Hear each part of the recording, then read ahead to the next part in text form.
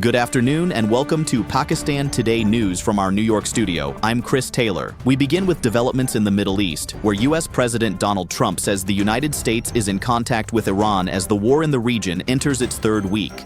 Speaking to reporters aboard Air Force One, President Trump confirmed that discussions are taking place, though he did not provide details about the nature of the contacts.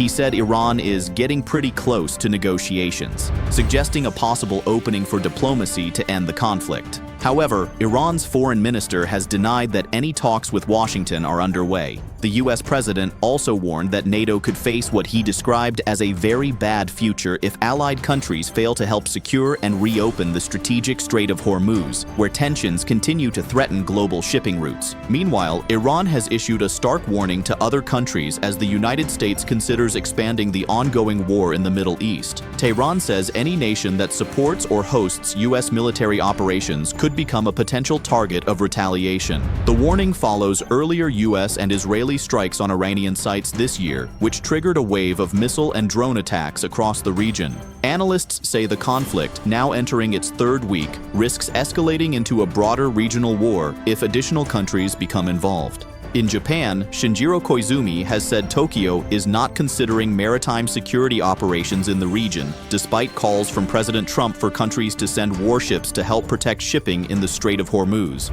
Speaking in Parliament, Koizumi said Japan is closely monitoring developments involving Iran but currently has no plans to deploy naval forces for security missions. The statement comes as tensions remain high in the Gulf and concerns grow about the safety of global oil shipments through the vital waterway. Australia has also indicated it will not send naval forces to the region following a request from Washington for allies to assist in securing the Strait of Hormuz. Transport Minister Catherine King told the Australian Broadcasting Corporation that while Canberra understands the strategic importance of the route, Australia has neither been asked nor plans to contribute a Navy ship to the mission. The decision comes amid rising international concern about the stability of global energy supplies and the safety of shipping lanes in the Gulf. Donald Trump has also renewed pressure on international partners over the future of the Strait of Hormuz.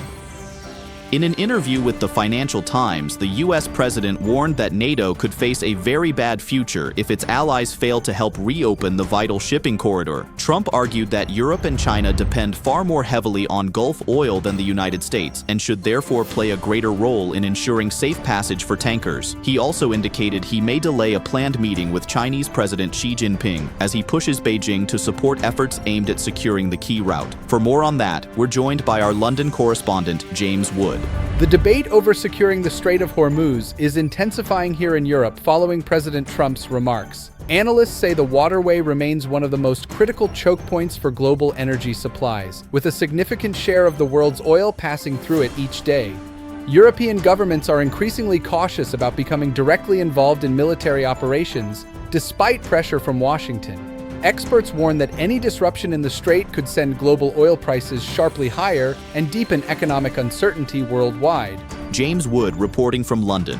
Thank you, James. In the Gulf, Iran's Islamic Revolutionary Guard Corps has issued a fresh warning about the potential consequences of any U.S. attack on Karg Island. Naval Chief Alireza Tangsiri said such a strike would create what he described as a new and harsh equation for global energy prices and distribution. Karg Island handles a large share of Iran's crude exports and is considered one of the country's most critical energy facilities. Analysts warn that any major disruption to operations there could trigger sharp increases in global oil prices and further instability in already volatile energy markets. And finally, authorities in the United Arab Emirates say flights were temporarily suspended at Dubai International Airport following a nearby drone-related incident that sparked a fire. According to city officials, the incident affected a fuel tank close to the airport. The Dubai Civil Aviation Authority halted flights as a precaution while emergency services responded to the situation. Authorities say the measure was taken to ensure the safety of passengers and airport staff. Dubai International Airport is one of the busiest hubs in the world for international travel, and officials say operations will resume once safety checks are completed. That's all for now. You're watching Pakistan Today News. I'm Chris Taylor.